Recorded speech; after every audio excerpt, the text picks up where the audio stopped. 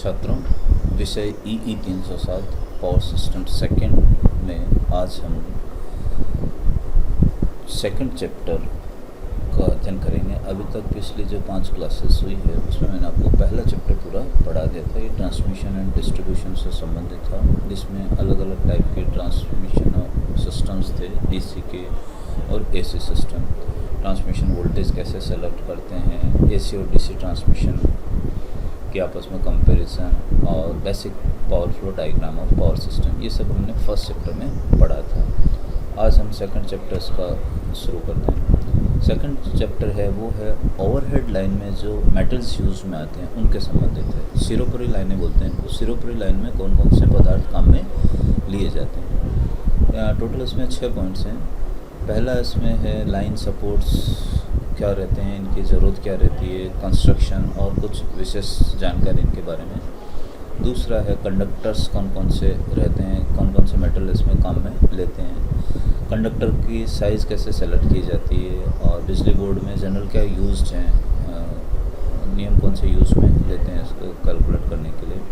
फिर इंसुलेटर्स अलग अलग टाइप के कौन से काम में आते हैं, कहाँ किस तरह का इंसुलेटर यूज़ में आएगा, उनकी कंस्ट्रक्शन क्या रहती है। फिर जो इंसुलेटर के स्ट्रिंग है उस पर वोल्टेज का डिस्ट्रीब्यूशन किस ढंग से होता है, फिर स्ट्रिंग एफिशिएंसी क्या रहती है और कैसे हम स्ट्रिंग एफिशिएंसी को बढ़ा सकते हैं। तो आज हम इसमें ट्रांसमिशन लाइन में कौन कौन से कंडक्टर्स काम में आते हैं, किस टाइप का मेटल यूज़ में, कौन कौन से मेटल यूज़ में लेते हैं कंडक्टर बनाने के लिए, इसके बारे में हम अध्ययन करेंगे। इनके बारे में मैं आपको बताऊँगा। जो ट्रांसमिशन लाइन है उसमें सामान्यतः जो यूज़ में आते हैं कंडक्टिंग मेटल्स ओवरहेड लाइन में वो निम्न प्रकार हैं। पहला है इसमें कॉपर, दूसरा कहलाता है एल्यूमिनियम, तीसरा कहलाता है स्टील कोल्ड एल्यूमिनियम, चौथा है गैल्वेनाइज्ड स्टील और पांचवा है कैडमियम कॉपर।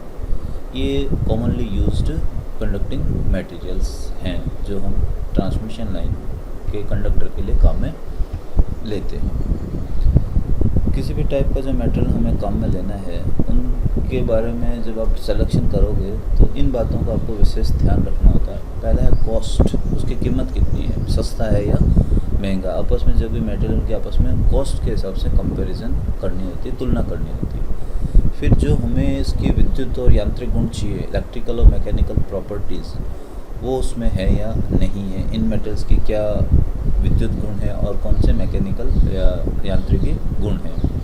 फिर लोकल कंडीशन, किस जगह कहाँ पे आपको लगाना है, कौन से एरिया में लगाना है, ये 3 चीज़ों को देखना बहुत ज़रूरी रहता है मेटल सेलेक्ट करने से पहले। नॉर्मली जो कंडक्टर्स काम में आते हैं वो ओवरहेड लाइन के लिए वो सब स्टैंडर्ड रहते हैं ताकि उनकी जो फ्लेक्सिबिलिटी है उसको हम बढ़ा सकें। फ्लेक्सिबिलिटी बढ़ाने के लिए ये काम में लिया जाता है इसमें। अब जो स्टैंडर्ड कंडक्टर्स रहते हैं उसमें क्या होता है कि एक सेंट्रल वायर रहता है और उसके चारों तरफ सक्सेसिव लेयर ऑफ वायर की रहती है। जैसे बीच का एक तार रह जाएगा जिसको कोर बोलेंगे या सेंट्रल वायर बोलेंगे, और उसके चारों तरफ अलग अलग वायर की लेयर्स रहेंगी, जिसमें 6 कंडक्टर्स हो सकते हैं, 12 हो सकते हैं, 18 हो सकते हैं या 24 कंडक्टर, और इस ढंग से बढ़ते रहते हैं। अगर मान लो कि वहाँ पे n लेयर्स है तो टोटल नंबर ऑफ जो वायर्स रहेंगे, इंडिविजुअल वायर टोटल रहेंगे, उसको आप इस सूत्र से निकाल सकते हो 3n n+1 1 जो कंडक्टर उसके बारे में आ जाए, सेंट्रल जो कंडक्टर उसके बारे में आ जाएगा। जो सेंट्रल कंडक्टर है उसके चारों तरफ जो लेयर्स बनी हुई रहेगी उनको ट्विस्ट या स्पाइरल किया जाता है। एक लेयर मान लो क्लॉकवाइज डायरेक्शन पे है तो उसके आगे वाली जो लेयर है वो अपोजिट डायरेक्शन में एंटी क्लॉकवाइज में की जाती है ताकि ये अच्छे ढंग से एक दूसरे से बन सके, उस टाइट हो सके। ये स्टैंडर्ड कंडक्टर्स में किया जाता है। अब जो आपको मेटल्स बताए थे उनमें 1 बाय 1 हम इनके मेटल के स्टडी करते हैं क्या क्या है। तो सबसे पहला जो इसमें था वो है कॉपर, तांबा। कॉपर एक आइडियल मेटल है ओवरहेड लाइन के लिए, सिरोपरी लाने के लिए, क्योंकि इसकी कंडक्टिविटी जो विद्युत चालकता है वो बहुत ज़्यादा रहती है और इसकी जो टेंसाइल स्ट्रेंथ है वो भी बहुत ज़्यादा रहती है। तो टेंसाइल स्ट्रेंथ ज़्यादा है और इलेक्ट्रिकल कंडक्टिविटी विद्युत चालकता भी ज़्यादा, इसलिए आइडियल मटेरियल है।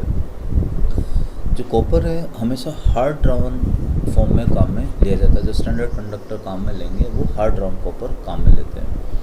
हालांकि जब हार्ड ड्राउन करेंगे इससे तो उसकी स्लाइटली जो विद्युत चालकता है, इलेक्ट्रिकल कंडक्टिविटी, वो कम हो जाती है, लेकिन जो इसकी टेंसाइल स्ट्रेंथ है वो काफ़ी हद तक बढ़ जाती है, क्योंकि आपको इसको काफ़ी यांत्रिक झटके भी सहन करने पड़ते हैं। इसके लिए ये ठीक रहता है। तो जो कॉपर है उसकी डेंसिटी काफ़ी हाई रहती है, करंट डेंसिटी ज़्यादा रहती है, या कहीं करंट कैरिंग कैपेसिटी है per unit of cross section area बहुत ही ज़्यादा, यूनिट क्रॉस सेक्शन एरिया पे जो करंट पास हो सकती है इसमें से वो बहुत ही ज़्यादा रहती है। उसके दो फ़ायदे रहते हैं इसमें हाई करंट कैरिंग कैपेसिटी या डेंसिटी होने के। पहला है आपको जो क्रॉस सेक्शन चाहिएगा चालक का वो कम चाहिएगा, नेचुरली कम क्रॉस सेक्शन चाहिएगा, वॉल्यूम कम ज़रूरत पड़ेगी तो उसकी जो कॉस्ट है वो कम रहेगी। दूसरा है क्योंकि ये एरिया कम हो गया इसमें, तो जो हवाएं चलेगी, विंड का जो प्रभाव रहेगा कंडक्टर के ऊपर वो भी काफ़ी कुछ रिड्यूस हो जाता है कम क्रॉस सेक्शन एरिया होने के कारण। तो जो हाई करंट डेंसिटी उसके दो फ़ायदे हो जाएंगे, एक तो आपको स्मॉल क्रॉस सेक्शन एरिया चाहिएगा और दूसरा उसके कारण स्मॉल क्रॉस सेक्शन एरिया पे विंड लोड का जो इफेक्ट है वो कम हो जाएगा। इसके अलावा भी ये जो कॉपर है वो होमोजीनियस रहता है, ड्यूरेबल है, और इसका जो स्क्रैप वैल्यू है यहाँ पे काम ख़त्म हो गया, लेकिन आप आगे इसको और ज़्यादा यूज़ में ले सकते हैं। स्क्रैप वैल्यू इसकी ज़्यादा रहती है।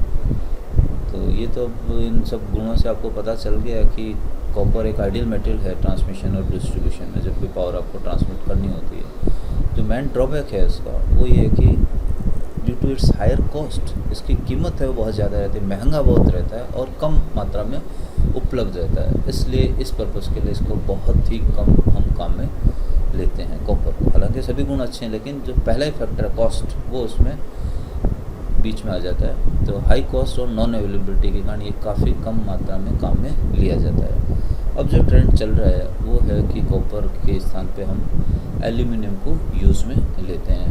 तो दूसरा जो मटेरियल हम काम में लेते हैं कंडक्टर बनाने के लिए वो है एल्यूमिनियम। एल्यूमिनियम सस्ता पड़ता है और हल्का रहता है कॉपर की तुलना में, लेकिन जो इसकी कंडक्टिविटी विद्युत चालकता वो कम रहती है, और इसकी जो टेंसाइल स्ट्रेंथ है, तन्य समर्थता, वो भी कॉपर ताम्र की तुलना में कम रहती है। हम एक कंपैरिजन करते हैं दोनों में, कॉपर और एल्यूमिनियम के बीच में। जो एल्यूमिनियम है उसकी चालकता है वो कॉपर की तुलना में 60% तक ही रहती है। इसकी जो कम चालकता है कॉपर की तुलना में, इसका मतलब है कि किसी भी पर्टिकुलर जो पावर आप ट्रांसमिशन करोगे तो ट्रांसमिशन एफिशिएंसी और cross section area of the conductor, चालक का जो अनुप्रस्थ काट क्षेत्रफल है वो ज़्यादा ज़रूरत पड़ेगी आपको एल्यूमिनियम में बजाय कॉपर क्योंकि इसकी कंडक्टिविटी कम है, तो वही ट्रांसमिशन एफिशिएंसी लाने के लिए ज़्यादा कंडक्टर की ज़रूरत पड़ेगी, उसका क्रॉस सेक्शन एरिया ज़्यादा रहेगा कॉपर की तुलना में। दूसरा, फॉर द सेम रेजिस्टेंस, अगर रेजिस्टेंस की वैल्यू रखी जाए बराबर कॉपर और एल्यूमिनियम में, तो जो एल्यूमिनियम चालक का डायमीटर रहेगा, व्यास रहेगा, वो लगभग कॉपर के तार के व्यास से 1.26 टाइम से ज़्यादा रहेगा। यूँ कहें कि 26% ज़्यादा रहेगा। अगर रेजिस्टेंस सेम रखा जाए तो एल्यूमिनियम का जो डायमीटर है वो कॉपर की तुलना में 26% ज़्यादा रहेगा, 1.26 टाइम्स रहता है इसमें। ये जो क्रॉस सेक्शन एरिया बढ़ गया एल्यूमिनियम का कॉपर की तुलना में, तो विंड जो प्रेशर रहेगा और जो सपोर्टिंग टावर है उसको ज़्यादा स्ट्रेंथ के लिए डिज़ाइन करना होता है, या विंड का जो प्रभाव रहेगा वो ज़्यादा रहेगा एल्यूमिनियम में बनस्पत के कॉपर के, और उस कारण से आपको जो टावर्स हैं वो भी बड़ी हाइट के चाहिए, और उसके कारण जो सैग है ये आगे के चैप्टर्स में आएंगे उसमें बताएंगे, तो सैग भी ज़्यादा रहेगा इसमें। दूसरा है जो स्पेसिफिक ग्रेविटी है, विशिष्ट घनत्व एल्यूमिनियम का, वो 2.71 ग्राम प्रति सेंटीमीटर क्यूब रहता है, जो कि कॉपर की तुलना में काफ़ी कम है। कॉपर का जो विशिष्ट घनत्व है वो 8.9 ग्राम प्रति सेंटीमीटर क्यूब रहता है। सीसी सेंटीमीटर क्यूब है, क्यूबिक सेंटीमीटर कहते हैं इसको। तो इससे देख सकते हैं कि जो एल्यूमिनियम कंडक्टर है वो लगभग 1.5 गुना कम रहेगा उसका वेट कॉपर की तुलना में। इसलिए जो सपोर्टिंग स्ट्रक्चर बनाते हैं एल्यूमिनियम के लिए जो बनाएंगे, तो इतना स्ट्रंग होना चाहिए। जो कॉपर में ज़्यादा वज़न सहन करना पड़ता है, यहाँ पे उनका वज़न है वो कम रहेगा, तो कॉपर की तुलना में थोड़ा कम पे काम चल जाएगा। तीसरा, एल्यूमिनियम कंडक्टर हल्का रहता है, ये भी स्पेसिफिक ग्रेविटी से पता चल गया, तो उसके कारण जो स्विंग्स आएंगे वो ज़्यादा आएंगे इस पर, और इस कारण से जो टावर पे हम क्रॉस आर्म लगाएंगे वो लंबी ज़रूरत पड़ेगी, लार्ज क्रॉस आर्म की इसमें ज़रूरत पड़ती है। छोटी लगाएंगे तो तार आपस में जब भी हवा का झोंका आएगा तो ये टच हो सकते हैं एक दूसरे में, तो लॉन्गर क्रॉस आर्म की ज़रूरत पड़ेगी, मीन्स कॉस्ट टावर के साइड में बढ़ेगी इसमें। चौथा है, इसकी टेंसाइल स्ट्रेंथ कम रहती है और लीनियर एक्सपेंशन ज़्यादा रहता है एल्यूमिनियम का कॉपर की तुलना में, तो उसके कारण जो सैग आएगा, जो झोल आता है एल्यूमिनियम कंडक्टर का, वो ज़्यादा रहेगा एज़ कम्पेयर। ये सब हम कॉपर के कंपैरिजन में बता रहे हैं। तो इन सब की जो देखी हमने कॉपर और एल्यूमिनियम की कंपैरिजन, कंबाइंड प्रॉपर्टीज़ हम देखें, tensile strength, conductivity, weight etcetera, तो थोड़ा फ़ायदा रहता है एल्यूमिनियम का कॉपर की तुलना में। इस कारण से अब ज़्यादा हम इसको काम में लेते हैं, कॉपर के स्थान पे एल्यूमिनियम को ज़्यादा काम में लेते हैं।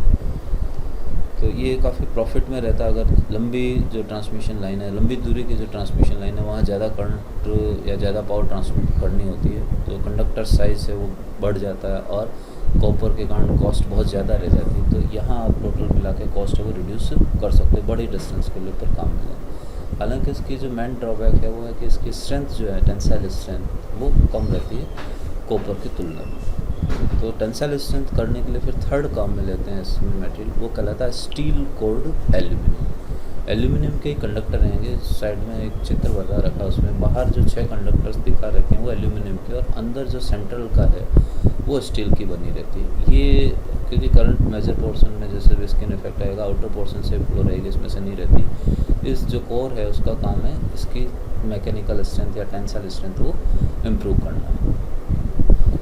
क्योंकि इसकी टेंसाइल स्ट्रेंथ कम रहती है तो एल्यूमिनियम कंडक्टर ज़्यादा सैग प्रोड्यूस करेगा, तो उसके लिए ज़्यादा लंबे स्पान के लिए अनसुटेबल रह जाता है लॉन्ग ट्रांसमिशन लाइन में। तो इसकी टेंसाइल स्ट्रेंथ बढ़ाने के लिए इसको जो एल्यूमिनियम कंडक्टर उसको जो कोर है वो गैल्वेनाइज्ड स्टील की बनाई जाती है, जिससे कि इसकी टेंसाइल स्ट्रेंथ वो इंक्रीज हो जाए।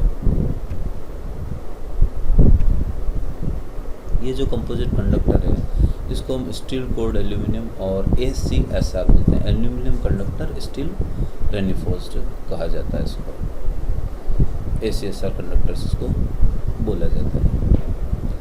तो इसमें सेंट्रल कोर अभी आपको बताया था मैंने, गैल्वेनाइज्ड स्टील की बनी हुई होती है और बाहर जो स्ट्रैंड्स हैं वो एल्यूमिनियम के लगे हुए रहते हैं। और नॉर्मली इनका जो डायमीटर है स्टील और एल्यूमिनियम का लगभग सेम ही रखा जाता है, और इनका जो क्रॉस सेक्शन है 2 मेटल्स स्टील और एल्यूमिनियम का, ये 1/6 के अनुपात में रख सकते हैं, और इसको हम मॉडिफाई करके 1/4 भी रख सकते हैं, ज़्यादा टेंसाइल स्ट्रेंथ है वो कंडक्टर की प्राप्त करने के लिए। इसका क्या फ़ायदा रहेगा कि आपको जो मैकेनिकल स्ट्रेंथ है वो बढ़ जाएगी, और जो एल्यूमिनियम वो ज़्यादा अमाउंट की करंट उसमें से पास कर लेगा। तो रेनिफोर्स्ड विथ स्टील से टेंसाइल स्ट्रेंथ बढ़ जाती है, और क्योंकि एल्यूमिनियम के कंडक्टर हैं तो ओवरऑल मिला के जो टोटल वेट है वो भी कम रहता है, और स्टील की कोर होने के कारण इसका सैग भी कम हो जाएगा, और लंबे स्पान के लिए हम इसको काम में ले सकते हैं। और क्योंकि अब सैग कम हो गया तो आप जो टावर के हाइट है वो भी कम इसमें काम में ले सकते हैं, इसके फ़ायदे रह जाते। तो एल्यूमिनियम की जो ड्रॉबैक्स थी वो स्टील के साथ रेनिफोर्स करके आप उसको रिड्यूस कर सकते हैं। तो अब जो सबसे ज़्यादा काम में आते हैं कंडक्टर वो स्टील कोल्ड एल्यूमिनियम ही है। इसके अलावा हम गैल्वेनाइज्ड स्टील को काम में ले सकते हैं, क्योंकि स्टील की जो टेंसाइल स्ट्रेंथ तो बहुत ज़्यादा रहती है, तो गैल्वेनाइज्ड स्टील कंडक्टर्स को भी हम ज़्यादा स्पान के लिए या छोटी जो लाइन सेक्शन है या उनके लिए काम में ले सकते हैं, जहाँ ये ज़्यादा क्लाइमेटिक कंडीशन इसको एबनॉर्मल इफेक्ट करती है। रूरल एरिया जहाँ सस्ता आपको चाहिए, मेन कंसिडरेशन कॉस्ट रहती है, तो उन जगह इसको काम में ले सकते हैं। हालांकि जो स्टील है उसकी कंडक्टिविटी चालकता कम होती है, पुअर रहती है, और रेजिस्टेंस उसका ज़्यादा रहता है। तो बड़ी लाइन या ज़्यादा लंबी डिस्टेंस के लिए, ज़्यादा पावर के लिए इसको हम काम में नहीं लेते हैं गैल्वेनाइज्ड स्टील को। लेकिन छोटी डिस्टेंस के लिए कम पावर ट्रांसमिट करनी होती है तो इकोनॉमिक कंसिडरेशन से हम इसको काम में ले सकते हैं गैल्वेनाइज्ड स्टील को। नेक्स्ट 5th जो है वो है कैडमियम कॉपर। जो कई केसेस हैं जहाँ कॉपर को कैडमियम के साथ मिश्र धातु बनाई जाती है, एलॉय बनाई जाती है और फिर इसको काम में लेते हैं। तो इसमें 1% या 2% कैडमियम है वो कॉपर में लगा देते हैं, मिक्स करते हैं, एलॉय बनाते हैं, तो इसकी जो टेंसाइल स्ट्रेंथ है वो बढ़ जाती है करीब 50% के आसपास, और जो कंडक्टिविटी चालकता है वो रिड्यूस होती है सिर्फ 15% के आसपास प्योर कॉपर की तुलना में। तो ये आप लॉन्ग स्पान के लिए काम में ले सकते हैं। हालांकि जो कैडमियम है उसकी कॉस्ट काफ़ी ज़्यादा रहती है, तो जब भी कम क्रॉस सेक्शन एरिया की ज़रूरत होती है, जहाँ जो कॉस्ट ऑफ कंडक्टर मटेरियल है वो कम रहता है सपोर्ट की तुलना में, जो कॉस्ट ऑफ सपोर्ट्स उसके में, तो वहाँ हम इसको यूज़ में ले सकते हैं। तो जो मटेरियल्स हैं अभी हमने 5 कंसिडर किए हैं इसमें, copper, aluminium, steel core aluminium, galvanised steel और कैडमियम कॉपर। अभी जो ज़्यादा काम में आ रहे हैं वो सब SSR आ रहे हैं, एल्यूमिनियम कोर स्टील रेनिफोर्स कंडक्टर से वो काम में आ रहे हैं।